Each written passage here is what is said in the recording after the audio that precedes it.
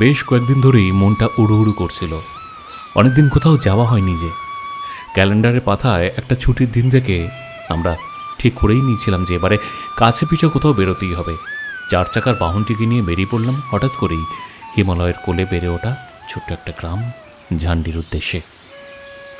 লোকে মুখে অনেকবার এই পাহাড়ি গ্রামটির অনাবিল প্রাকৃতিক সৌন্দর্যের কথা শুনেছিলাম বটে, কিন্তু এবার তা চাক্ষুষ উপলব্ধি করার পালা।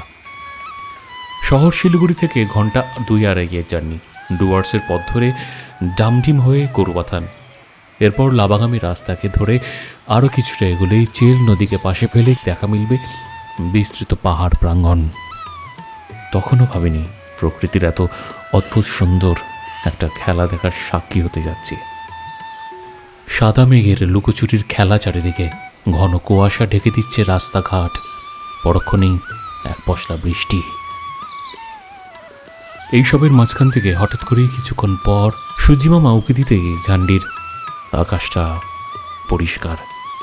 কিছুক্ষণের মধ্যেই আমরা আমাদের অতি প্রিয় আজকের গন্তব্য শুভমদার ইষ্টিকুটুম ফার্মস্টেতে পৌঁছে গেলাম।